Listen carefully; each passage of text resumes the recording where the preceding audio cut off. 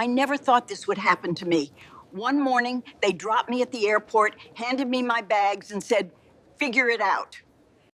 I had never imagined that a simple family trip could turn into the most surreal and challenging day of my life. That morning began like any other ordinary outing, with laughter, casual chatter, and the routine packing of suitcases.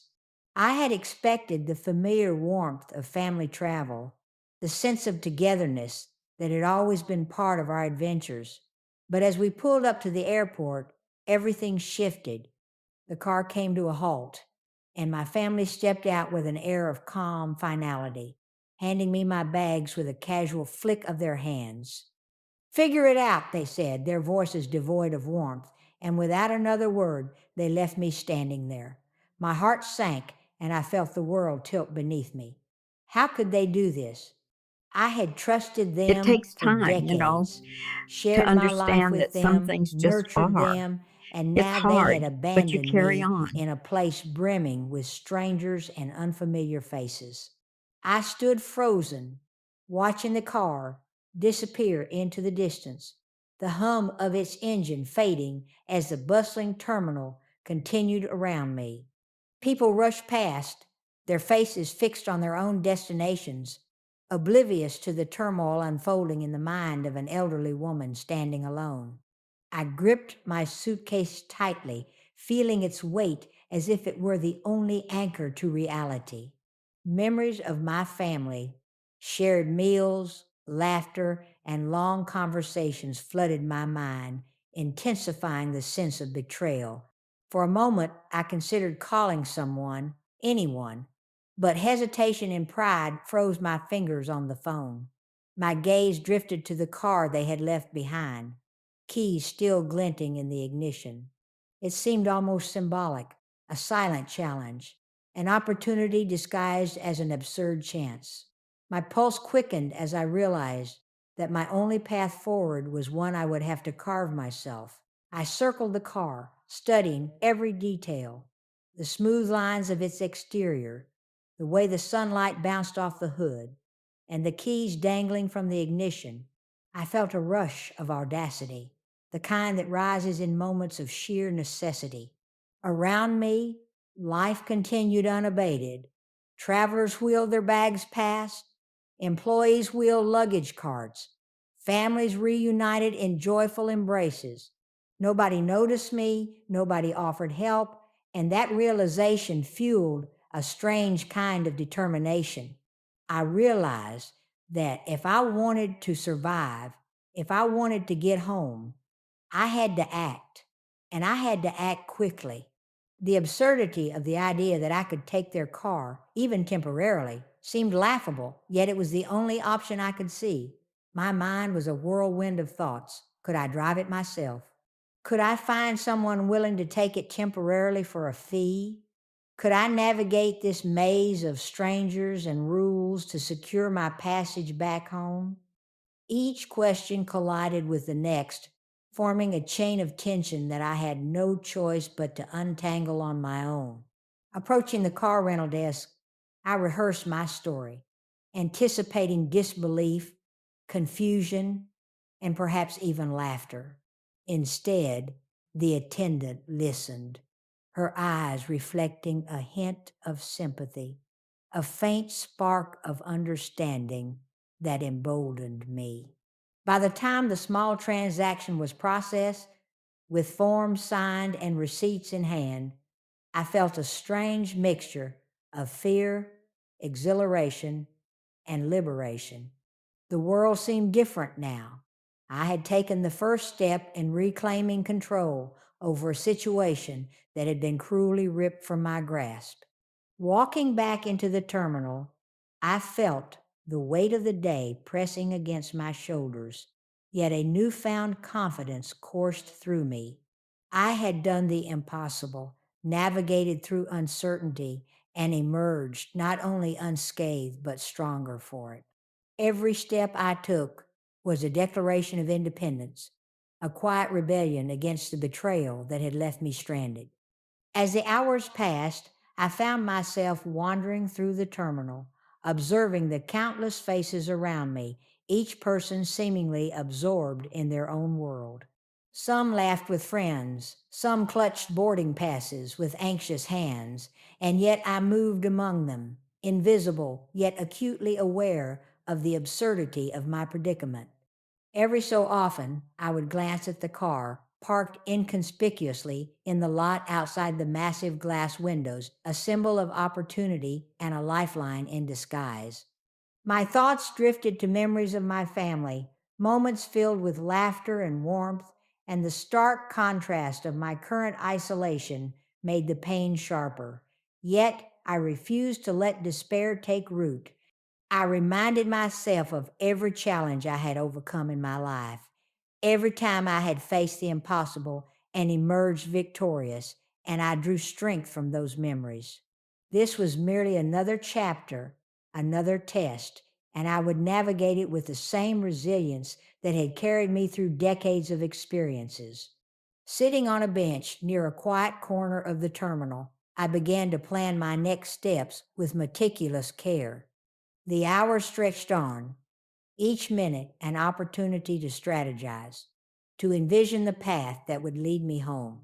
I made calls discreetly, ensuring that no one would interfere with my plan, balancing each decision with careful calculation. I thought about who I could trust, the safest way to handle the car, and the most discreet route to return home. Every choice seemed fraught with risk, yet with each passing hour, my confidence grew. I realized that desperation has a clarity all other emotions lack. When the stakes are high and survival is at the forefront, ingenuity emerges as a guiding light. The terminal, once overwhelming and chaotic, became my arena of strategy, a place where I could quietly orchestrate my escape with precision. By late afternoon, the airport had thinned somewhat, and the golden light of the setting sun filtered through the windows, casting elongated shadows across the polished floors. I watched the travelers, some still rushing, others slowly making their way to gates, and I felt a quiet connection to their journeys while recognizing the uniqueness of my own. Every face told a story, yet mine was the one that had unfolded in the most unconventional way. I reflected on the decisions I had made, the risks I had taken, and the boldness that had carried me through moments when hesitation would have been easy. My heart, though tired, beat with a steady rhythm of pride and resolve. I had acted when most would hesitate. I had seized opportunity when all seemed lost. The sense of autonomy, subtle yet profound, coursed through me like a quiet triumph. As I prepared to leave the terminal, carrying the sense of victory like a hidden jewel, I encountered challenges that tested my patience and resolve. Navigating crowded shuttle services, coordinating directions, and ensuring that the car remained secure demanded attention and vigilance. Each obstacle, however minor, felt magnified in importance, yet I faced them with calm determination. I reminded myself that control is not merely about actions, but also about mindset, and I held my focus steady. By the time I approached the final stage of my journey, I felt a deep satisfaction, a recognition that courage manifests in moments of adversity in ways that are both subtle and profound. Stepping into the vehicle, I allowed myself a brief pause, letting the warmth of the car's interior envelop me. I reflected on the path that had brought me here, the hours of waiting, planning, and daring choices, and I marveled at the resilience that had carried me through. The terminal receded behind me, replaced by the open roads ahead, and I felt a sense of freedom that had been absent since the moment I was left stranded. The journey home became not merely a physical passage, but a metaphorical one, a reclamation of autonomy and a testament to the strength that resides within when circumstances seem insurmountable. I navigated the streets carefully, aware of the responsibility I carried, yet empowered by the knowledge that I had already overcome far greater uncertainties. The moment I sat back on the bench after securing the car arrangement, I felt both the weight of the day and an undeniable surge of resolve. My mind raced as I considered the logistics of what I had undertaken.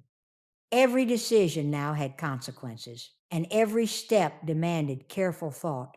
The airport, once a place of confusion and abandonment, had become a chessboard where every move mattered.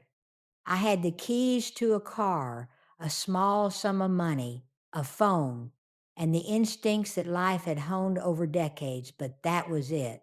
The challenge ahead was immense, yet something within me refused to cower. I studied the terminal maps carefully, noting the shuttle routes, exits, and checkpoints. Each potential route carried both opportunity and risk. I needed a plan that minimized exposure and maximized efficiency. I realized early on that moving too quickly might attract attention, but hesitating could leave me stranded longer than necessary.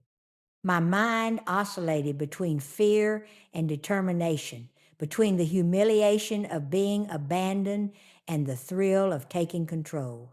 I replayed their words in my head, figure it out, and while they were meant to belittle me, they fueled a fierce determination. I would indeed figure it out, and I would do it on my terms. The first challenge was the car itself. While I had a temporary arrangement, I needed to ensure it was secure, and I had to figure out how to monetize it, at least enough to arrange transportation home. I scoured my memory for small rental services or private lots nearby, any place that could assist discreetly. With careful observation, I noticed a small attendant tucked away in a corner of the lot. Their office was modest, overlooked by the main parking area, and perfectly suited for a discreet transaction. I approached with measured steps, explaining my situation as calmly as possible.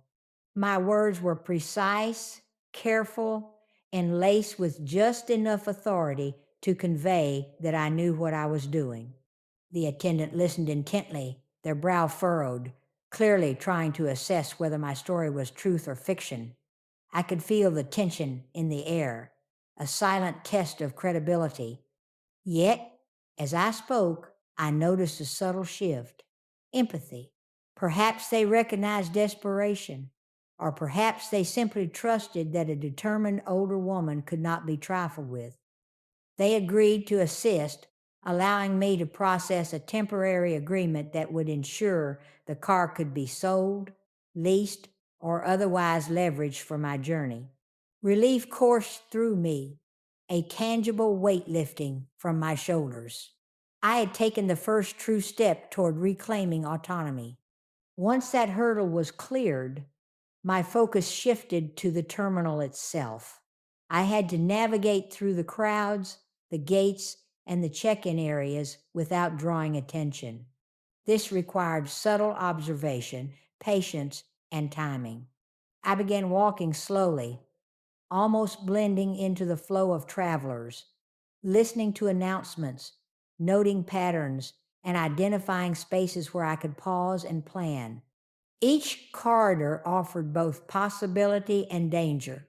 The security personnel, travelers, and staff were all potential obstacles, yet also witnesses to the chaos that could work in my favor if I acted with composure. Time moved slowly, yet every tick of the clock carried significance. I used the quiet moments to strategize, to consider contingencies for every possible scenario. What if someone questioned the car? What if the authorities became aware of my temporary arrangement? What if I ran out of resources before reaching home? Each hypothetical was meticulously analyzed, and I prepared mental scripts to respond calmly, confidently, and truthfully. I realized that fear was a companion, not a barrier. It sharpened my senses, focused my attention, and reminded me that each decision mattered. As mid afternoon approached, I noticed a group of travelers gathered near a boarding gate.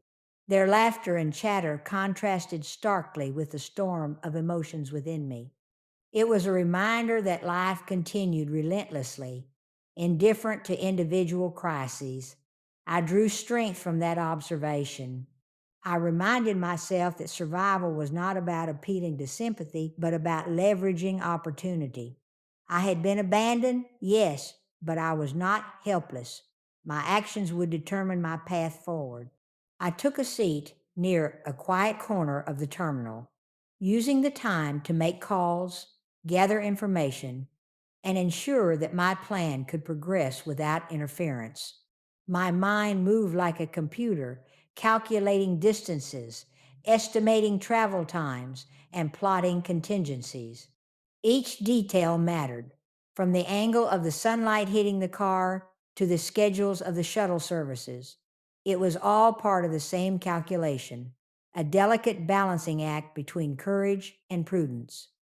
By the time the sun dipped lower in the sky, casting long shadows across the polished floors, I was ready for the next stage, the actual execution of my plan. I felt the weight of my years, the aches in my joints, the fatigue in my bones, yet none of it compared to the thrill of agency I now possessed. I had been abandoned, but abandonment had awakened something dormant inside me, a fierce, strategic, and daring resolve. The first step of the physical execution was to retrieve the car discreetly. I moved with purpose, avoiding crowds, timing my approach to avoid the attention of security personnel, and keeping a constant eye on the terminal exits. Each step was calculated, each decision weighed against potential risk. My heart raced, not with fear, but with anticipation. I had reached the point where hesitation would be more dangerous than action. Once I reached the car, parked quietly in the lot under the fading sunlight, I felt a surge of accomplishment. The keys in my hand were no longer just metal, they were leverage, opportunity, and empowerment. I settled into the driver's seat, taking a moment to breathe deeply, steady my hands, and plan my route. My mind replayed possible obstacles, checkpoints, surveillance cameras, and curious passersby. I anticipated questions and rehearsed answers that conveyed truth, confidence, and reason. Driving the car required more than skill, it required patience and awareness. I navigated the lot slowly, keeping a careful eye on surrounding traffic, making mental notes of every exit and entry point. Each turn was deliberate, each pause a precaution. The road ahead was both literal and metaphorical, a path from abandonment to agency, from chaos to control. I could feel the tension in my muscles, the awareness in my mind, the rhythm of my heartbeat syncing with every calculated move. As evening approached, the airport became quieter and the shadows grew longer. I found temporary refuge in a less crowded area, observing the few remaining travelers, noting patterns, and planning the next stage. My confidence grew with each decision, and yet I remained vigilant. Survival requires awareness, strategy, and adaptability. I had all three, sharpened to a fine edge by hours of careful observation and reflection. Sitting in the car, reflecting on the day so far, I realized the profound irony of the situation. Those who had abandoned me had underestimated not only my resourcefulness, but also the depth of courage that life had cultivated over decades. The terminal, the car, the empty spaces, they were all part of a stage where I was both protagonist and strategist. I felt a quiet triumph, a subtle but undeniable sense of empowerment. Each decision I made, each step I took, brought me closer to reclaiming control over my life, my path, and my dignity. The hours stretched on, yet I felt no fatigue, only clarity. I reviewed every decision, anticipated every obstacle, and prepared for the next moves. The airport, once overwhelming and chaotic, had become a map of possibilities.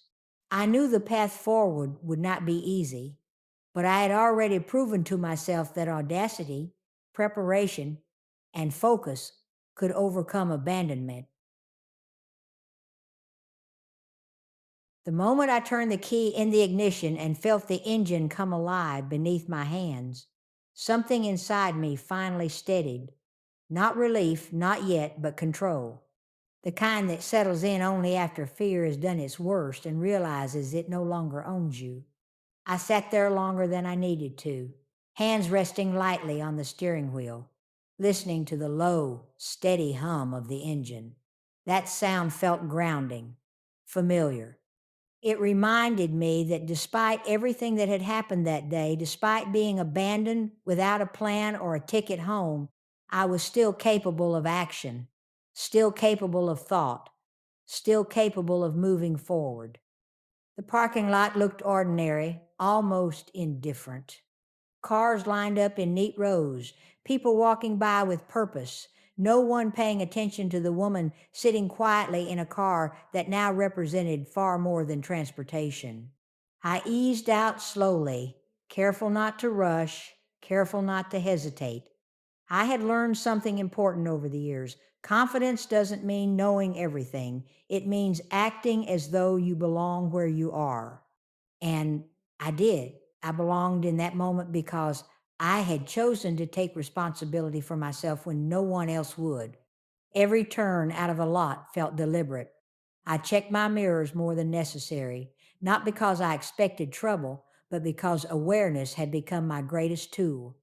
Fear sharpens you if you let it. It forces you to notice details you might otherwise ignore: the color of passing cars, the rhythm of traffic lights, the way the city seemed to breathe around me, entirely unaware of the quiet transformation taking place inside one woman who refused to stay stranded. As the airport faded behind me, my thoughts drifted back to the morning, to how normal everything had seemed, to how easily trust can lull you into believing safety is guaranteed. I replayed the moment they handed me my bags and said those words, "figure it out," as if they were nothing more than a mild inconvenience. I wondered when they decided I was no longer worth the effort. Whether it was planned or spontaneous, whether they expected me to panic, to fail, to call begging for help, the thought stung, but it also hardened something in me. I wasn't going to give them that satisfaction. The road stretched ahead, quieter now, less crowded. The navigation led me away from busy streets and into parts of the city most people pass without noticing. These were places built for function, not comfort. Small businesses, faded signs, cracked pavement. I followed the directions carefully, my grip tightening slightly as I realized how much depended on what happened next. This wasn't just about money or transportation anymore. It was about finishing what I had started, about proving to myself that abandonment didn't equal defeat. When I arrived at the small lot, I nearly missed it. It blended into its surroundings, understated and unremarkable. I parked, turned off the engine, and sat still for a moment, feeling my heartbeat in my chest. This was the point where preparation met reality, where plans either held or collapsed. I stepped out, smoothed my jacket, and walked toward the office with a calm I didn't entirely feel but fully committed to projecting. Inside, the air was stale, heavy with the scent of old paperwork and coffee that had been reheated too many times. The man behind the desk looked up slowly, his eyes assessing me without judgment but without trust either. I understood that look. It was the look of someone deciding whether to get involved. I spoke steadily, explaining everything again from the beginning. I didn't dramatize it. I didn't rush. I let the facts speak for themselves. As I talked, I watched his expression change, not dramatically, but subtly. Skepticism softened into consideration. consideration into something close to understanding. The silence that followed felt endless. I could hear the faint hum of a fluorescent light overhead, the ticking of a clock somewhere behind the wall. I reminded myself to breathe, to stay still, to let the truth stand on its own. When he finally nodded, it wasn't enthusiastic or warm, it was practical, and that was enough. The arrangement wasn't perfect. It wasn't something I ever imagined doing in my life, but it was legal, temporary, and sufficient. Enough to get me home. Enough to end the day on my terms. Stepping back outside, the sky had darkened into deep blues and muted purples. Evening had fully arrived. I leaned against the car for a moment, feeling the cool metal against my back, letting the weight of the day settle. I had done it. I had taken a situation designed to leave me helpless and found a way through it, not because someone rescued me, but because I refused to stay still. And if there's one thing this day taught me, it's this: no matter your age, no matter how alone you feel, you are far more capable than the world expects you to be. If this story moved you, share yours.